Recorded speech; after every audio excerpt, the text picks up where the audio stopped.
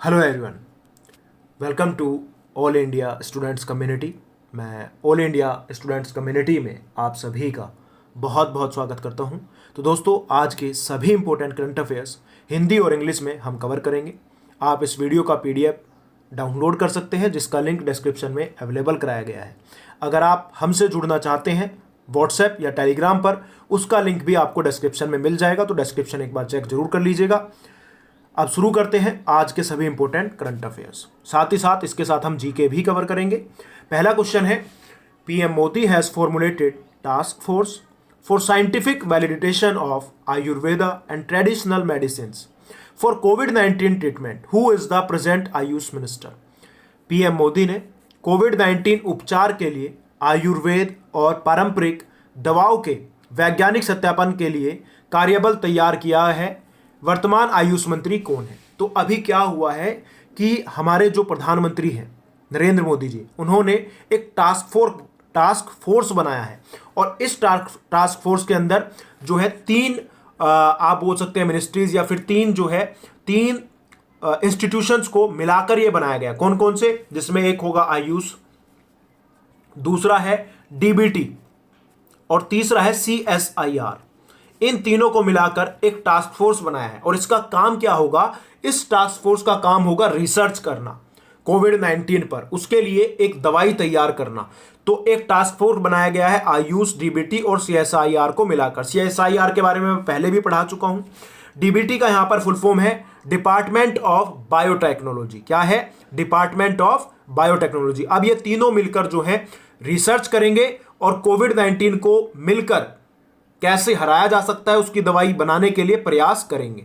अगर हम बात करते हैं आयुष की, अभी आयुष के जो वर्तमान में मंत्री हैं वो है श्रीपद यसो नाइक। कौन है? श्रीपद यसो नाइक जो है ये आयुष मंत्री हैं। अगर हम बात करते हैं आयुष मंत्रालय की, आयुष मंत्रालय का गठन जो है 9 नवंबर 2014 को किया गया था। इससे पहले आयुष मंत्रालय नहीं था। तो 9 नवंबर 2014 को एक नया मंत्रालय बनाया गया जिसका नाम था आयुष मंत्रालय, और अभी इसके जो मंत्री हैं वो है श्रीपद यसो नाइक।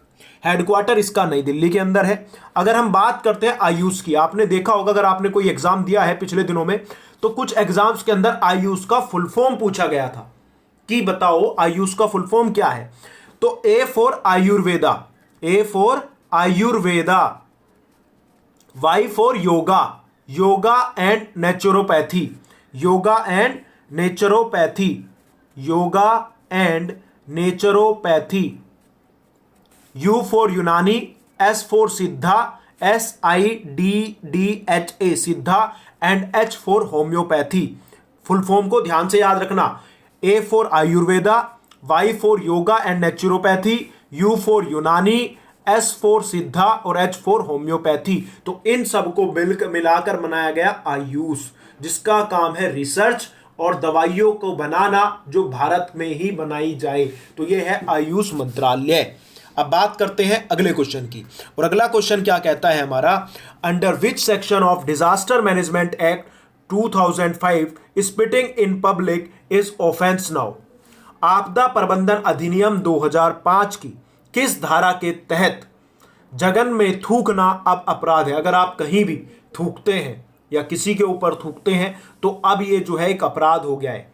ठीक है, जैसा कि आपने देखा होगा कोविड-19 में लॉकडाउन हुआ। लॉकडाउन के दौरान एक पर्टिकुलर कास्ट के कुछ लोगों ने इसको फॉलो नहीं किया और उन्होंने लोगों के ऊपर थूकना स्टार्ट कर दिया। ठीक है, वे कुछ पर्टिकुलर कास्ट के कुछ लोग हैं, चंद आप सबको नहीं इंक्लूड कर सकते, कुछ ही लोग हैं। तो उन लोगों ने क्या किया कि उन्हें भटकाया गया है रास्ते से और उन्होंने थूकना स्टार्ट किया, जिसकी वजह से और भी लोग जो है संक्रमित हुए। ठीक है, अब इसको देखते हुए हमारी MHA द्वारा, अब MHA क्या है? Ministry of home affairs. तो हमारा जो गृह मंत्रालय है उसने एक गाइडलाइंस जारी की है, और उस गाइडलाइंस के अनुसार अगर कोई अब थूकता है तो ये जो है एक पनिशेबल ऑफेंस होगा under section 51B, under section 51B of 2005। तो 2005 का जो 51B के तहत आपदा प्रबंधन अधिनियम है, आपदा प्रबंधन अधिनियम है, उसके तहत उस पर कार्रवाई की जाएगी, उसको जेल में भेजा जाएगा और उसको कड़ा दंड दिया जाएगा। तो यह है अंडर सेक्शन 51B। अब आप मुझे कमेंट करके बताएंगे हमारे गृह मंत्री कौन है। अगले क्वेश्चन पर आते हैं। Name the first Indian city which announced face mask is mandatory in public places. उस पहले भारतीय शहर का नाम बताओ जिसने सार्वजनिक स्थानों पर फेस मास्क की घोषणा की है कि अगर आप पब्लिक में निकलते हैं तो आपको मास्क लगा के ही निकलना पड़ेगा। और पहला यह शहर बन गया है मुंबई। कौन बन गया है? मुंबई। मुंबई वो पहला शहर बन गया जहां पर बिना मास्क के आप निकल ही नहीं सकते हैं। अगर आप मिले तो आप पर कार्रवाई होगी। तो करेक्ट आंसर होगा मुंबई। मुंबई जो है ये महाराष्ट्र की कैपिटल है। महाराष्ट्र रिलेटेड कल मैंने आपसे एक क्वेश्चन पूछा था, याद है आपको? कि बताओ रात को 8 बजे की वीडियो के अंदर कि बताओ भारत का तीसरा सबसे बड़ा राज्य कौन सा है? तो वो महाराष्ट्र ही है। दूसरे नंबर पर जनसंख्या में आता है तो उत्तर प्रदेश पहले नंबर पर सबसे बड़ा पॉपुलेटेड स्टेट है। दूसरे नंबर पर महाराष्ट्र है, यहां पर सबसे ज्यादा पॉपुलेशन है।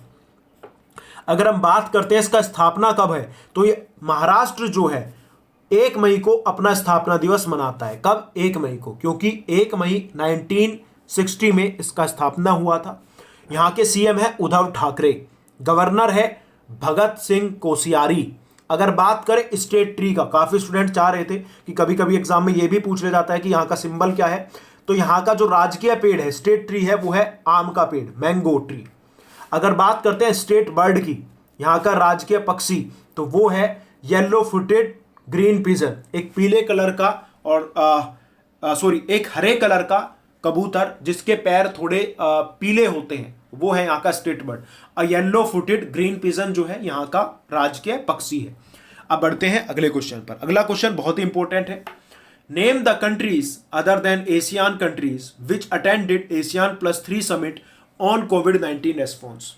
एशियान देशों के अलावा उन देशों के नाम बताइए जिन्होंने कोविड-19 की प्रतिक्रिया में एशियान के साथ 3 शिखर सम्मेलन में भाग लिया।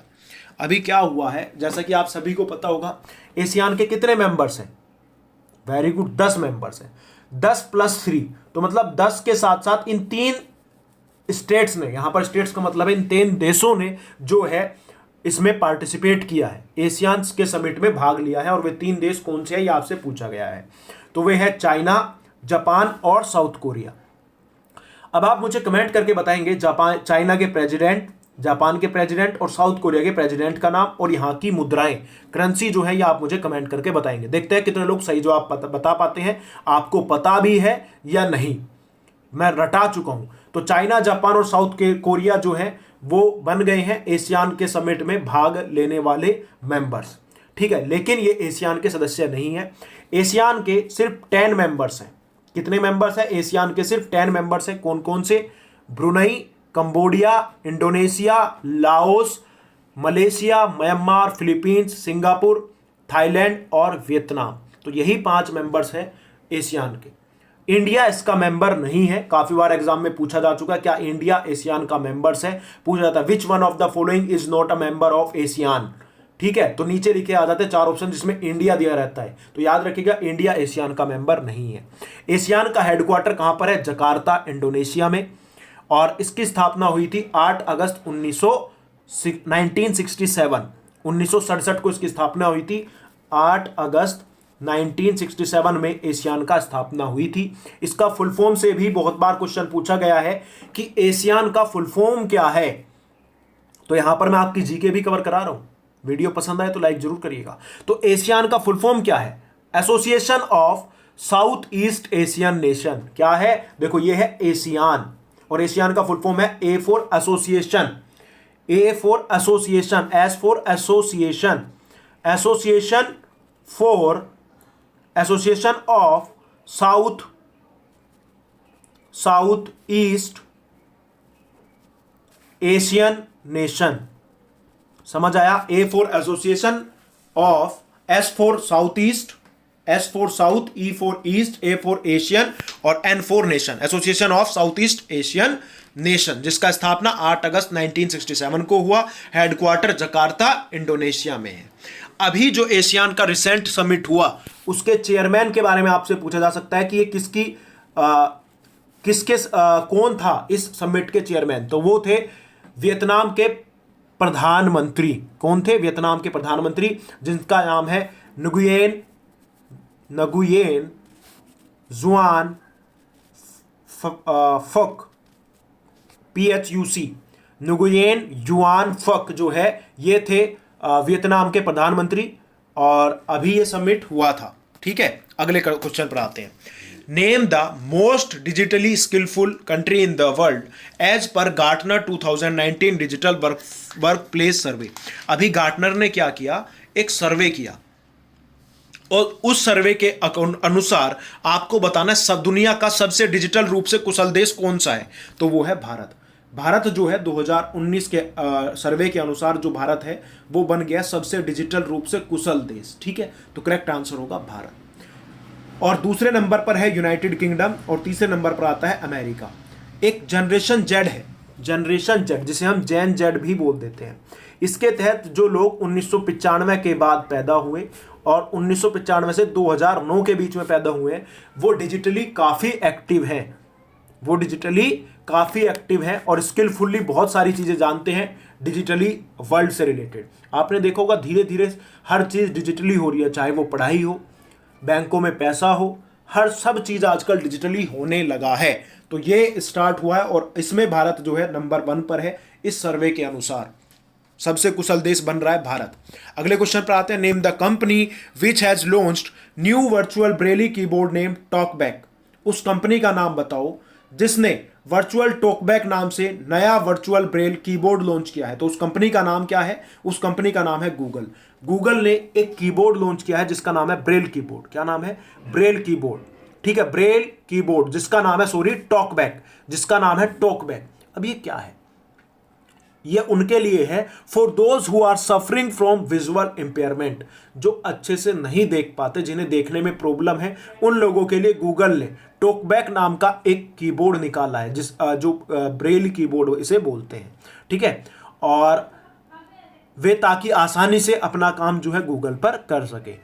अब गूगल की स्थापना कब हुई थी ये आप मुझे कमेंट करके बताएंगे। इसके संस्थापक कौन है? लैरी पेज और सर्जी ब्रेन।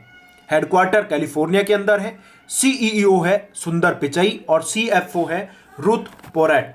ठीक है, सीईओ चीफ एग्जीक्यूटिव ऑफिसर है सुंदर पिचाई गूगल के, और सीएफओ है चीफ फाइनेंशियल ऑफिसर है रुथ पोरैट, RUTH रुथ पोरैट जो है इसके सीएफओ है। दोस्तों, अगर आपको ये वीडियो पसंद आए तो लाइक जरूर करिएगा। और हाँ, अप्रैल के करंट अफेयर्स के लिए रजिस्ट्रेशन स्टार्ट हो चुके हैं। जिन्हें अप्रैल के पूरे महीने के करंट अफेयर्स चाहिए वो 30 मई तक रजिस्ट्रेशन करा सकते हैं। आपको सिर्फ 20 रुपीज़ देने हैं और पूरे मंथ के मंथली करंट अफेयर्स 1 लाइनर्स की फॉर्म में अच्छे से अंडरलाइन आपको मिल जाएंगे। मेरा नंबर है 7827034344। इस नंबर पर आप पेमेंट करके स्क्रीनशॉट भेज देना। इसी नंबर पर आपको पेमेंट करना है। पेटीएम, फोनपे, गूगल पे जो भी आप यूज करते हैं करके अपना नाम रजिस्टर करा लो। उसके बाद आपको यही करंट अफेयर्स 50 रुपये में मिलेंगे। तो अभी मौका है, जल्दी से अपना नाम रजिस्टर करा लीजिए। अगला क्वेश्चन क्या है? Name the person who authored the book titled shooting to the top the story of PV Sindhu. उस व्यक्ति का नाम बताइए जिसने shooting to the top the story of PV Sindhu नामक पुस्तक लिखी है। तो यहां पर सीधा सीधा क्वेश्चन ये है कि बताओ shooting to the top the story of PV Sindhu पुस्तक किसने लिखी? तो करेक्ट आंसर होगा कृष्ण स्वामी द्वारा जो है इस पुस्तक को लिखा गया है। कृष्ण स्वामी द्वारा इस क्वेश्चन को लिखा गया। अगले क्वेश्चन पर आते हैं। What is the official mascot of 4th Asian para games 2022 which was release recently. तो हाल ही में जारी किए गए चौथे एशियन पैरा गेम्स 2022 का आधिकारिक शुभंकर क्या है? तो हमारा इसका करेक्ट आंसर क्या होगा? FIFA। जैसा कि आप सभी को पता है ये चाइना के अंदर होने हैं 4th Asian games para games. 19th Asian games भी चाइना के अंदर होंगे और 4th एशियन पैरा गेम्स भी चाइना के अंदर होंगे। FIFA जो है एक बर्ड है, FIFA जो है एक बर्ड है चाइना की, और इन्होंने इसको बनाया है अपना मास्कोट, जिसको हिंदी में बोलते हैं शुभंकर। 9 से 15 अक्टूबर के बीच में 2022 में ये गेम्स होने हैं चाइना में। कहां पर? चाइना में। अगला क्वेश्चन और आज का last question. World voice day was observe annually on April 16। What is the theme for world voice day 2020। विश्व आवाज दिवस 16 अप्रैल को मनाया गया। इसका थीम क्या था ये आपसे पूछा गया है कि बताओ इस बनाए गए 16 अप्रैल को मनाए गए विश्व आवाज दिवस का थीम क्या है। देखते हैं कितने लोग इसका सही जवाब दे पाते हैं। तो हमारा इसका जो करेक्ट आंसर होगा वो होगा focus on your voice. Focus on your voice is the correct answer. तो यहां पर आप ठीक कर लीजिएगा, ऑन गायब है यहां से, तो हाँ है लेकिन फोकस के साथ आ गया, तो करेक्ट आंसर होगा focus on your voice. Focus on your voice था इसका थीम। तो दोस्तों ये थे आज के हमारे इंपॉर्टेंट करंट अफेयर्स। अब आप लोगों के लिए क्वेश्चन ऑफ द डे। कल काफी स्टूडेंट्स ने क्वेश्चन का जवाब दिए, जितने भी क्वेश्चन मैंने पूछा था उन्हें बहुत बहुत बधाई। अगर आप डेली क्वेश्चंस के जवाब देते हो तो आपको खुद अपने अंदर एक चेंज दिखाई देगा।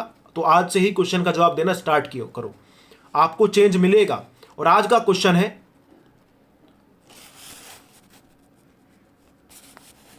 सेफ्टी ग्रिड नाम से एक अभियान किस बैंक द्वारा स्टार्ट किया गया। सेफ्टी ग्रिड नाम से सेफ्टी ग्रिड नाम से एक अभियान शुरू किया गया है, किस बैंक द्वारा सेफ्टी ग्रिड नाम से एक अभियान शुरू किया गया, यह आप मुझे कमेंट करके बताएंगे। यह है आज का क्वेश्चन ऑफ द डे। देखते हैं कितने स्टूडेंट इसका सही जवाब दे पाते हैं। और सभी जो ऑफलाइन भी इस वीडियो को देखेंगे वो भी इसका सही जवाब दे। नहीं पता है तो सर्च करके कमेंट करके जरूर लिखे। कल मैं अनाउंस करूंगा कितने स्टूडेंट्स ने इसका सही जवाब दिया और सबसे पहले किसने दिया। तो दोस्तों ये थे आज के हमारे इंपॉर्टेंट करंट अफेयर्स। अगर आपको पसंद आ रही है हमारी ये करंट अफेयर्स का सीरीज, जो कि डेली 12 कभी कभी 12 और कभी कभी 12:15 बजे ये क्लास स्टार्ट होती है, आपको नोटिफाई कर दिया जाता है। उसके लिए आप जो है हमारे साथ टेलीग्राम या व्हाट्सएप पर जुड़ सकते हैं। तो प्लीज़ लाइक और शेयर जरूर करें। अदरवाइज आपका सपोर्ट मिलेगा तो मैं चीज़ें कंटिन्यू रखूंगा। जब मुझे लगेगा कि मैं मेहनत बहुत ज़्यादा कर रहा हूं और सपोर्ट आप लोगों का नहीं मिल रहा है तो मुझे ये सीरीज़ बंद करनी पड़ेगी। तो प्लीज़ ज़्यादा से ज़्यादा लाइक करें और अपने दोस्तों के साथ शेयर भी किया करें और बताया करें वीडियो आप लोगों को कैसा लगा, क्योंकि मुझे भी आपके सपोर्ट की ज़रूरत होती है। तो शेयर जरूर किया करें और लाइक भी किया करें। तो दोस्तों मिलते हैं कल, तब तक के लिए धन्यवाद। जय हिंद, जय Bharat, take care, love you all.